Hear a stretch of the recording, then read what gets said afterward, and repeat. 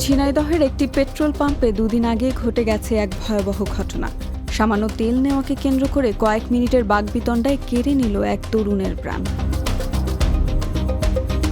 গত শনিবার রাত 8:45টার দিকে ঝিনাইদহ কেন্দ্রীয় বাস টার্মিনাল আরাপপুর এলাকার তাজ ফিলিং স্টেশনে এই মর্মান্তিক ঘটনা ঘটে।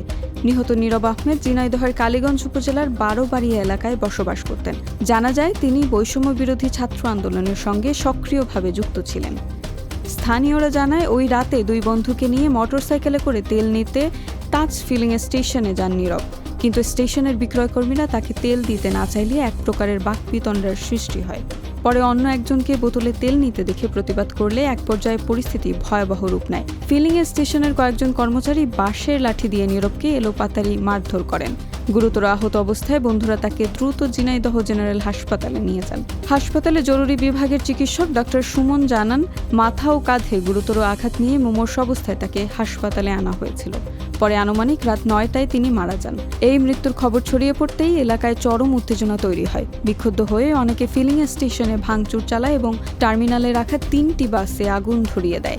বাকবিতণ্ডা থেকে এমন নৃশংস পরিণতি এই ঘটনাকে আবারও প্রশ্নবিদ্ধ করছে আমাদের মানবিকতা নিয়ে। সামান্য বিরোধ কি কখনো একটি জীবনের চেয়ে বড় হতে পারে? আইন শৃঙ্খলা রক্ষাকারী বাহিনী জানিয়েছে, এই ঘটনার সাথে যারা জড়িত তাদের সুষ্ঠু তদন্ত ও বিচার নিশ্চিত করা হবে।